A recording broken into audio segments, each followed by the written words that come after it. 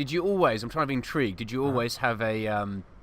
Were you always interested in technology when something came out, or is this something that you developed later on? No, I mean, it's another thing I tell people. I remember I had my girlfriend at the time used to type up my essays. I'm ashamed to say because I'm not sure I'm not sure I could use Word very well. And I think it was like formatting and stuff like that. Yeah. And however, as a child, I did have a fascination with writing and stories. And Okay. yeah, I couldn't draw for love nor money, and I used to write. I used to write poems. I used to write plays. I wrote a play about Kurt Cobain when I was 16. In 47 minutes long, 8.5 acts. Really? Anything to get noticed. Was this a one-man play that you did, Matt? It was it was something I wrote. I think it was the Cockpit Theatre or something in London. We're asking for sort of unsolicited young writers and scripts, and I think at that time maybe I was too young, and I just taught myself how to write a structured piece like that. But I did try and make it unique so that it would be noticed, I guess. So it was completely off the grid in terms of formula. But I got a lovely letter. Jeremy Irons, would you believe, was on the literary panel, and I've got a lovely letter from Jeremy Irons representing the literary panel who actually read my script. I couldn't believe this. This was the proudest day at that point.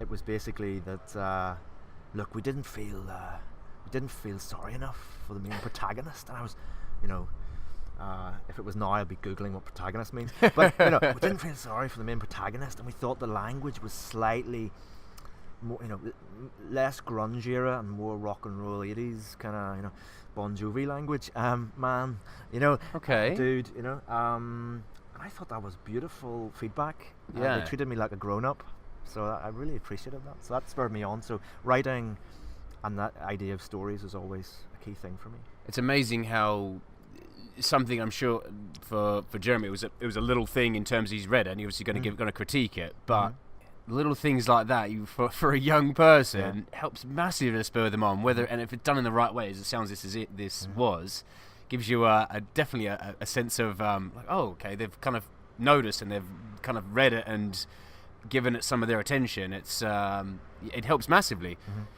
Well, I think it's important to have very, very strong-minded about the notion of heroes, but it's important to, personally, and this is only a personal belief. I mean, I only had one hero in my life, and that's personal to me. I didn't, I don't personally. I dismiss the idea of having heroes, that you adore and you think, worship the ground they walk on.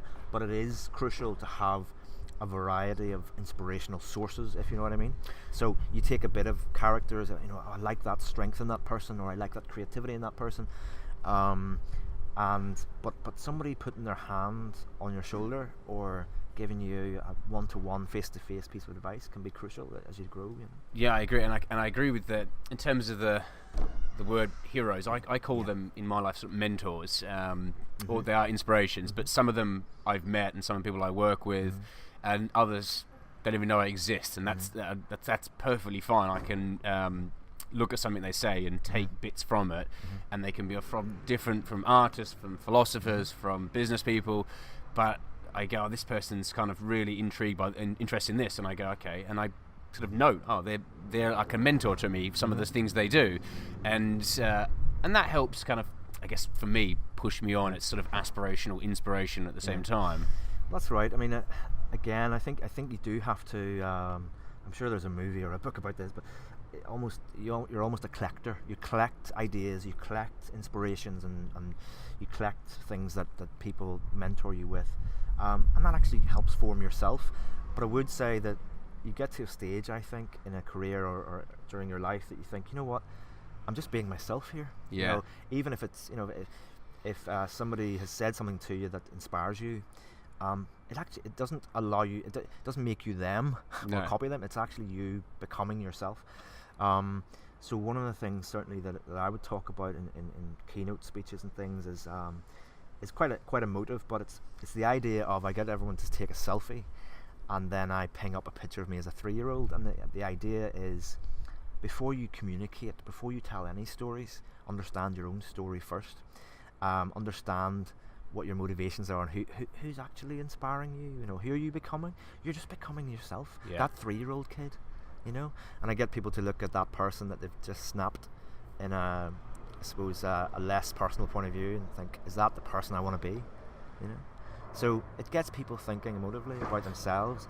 So yes, by all means, have inspirational people around you, or remember what you've learned and read and watched or whatever. But yeah, actually, it just empowers you to become yourself.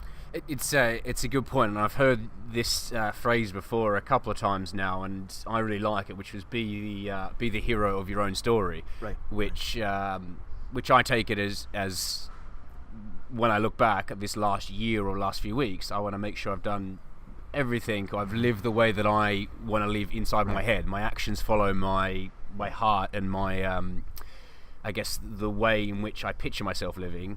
My actions follow suit, and I try and live like that. It doesn't always work, by the way. It goes to shit sometimes, but I try.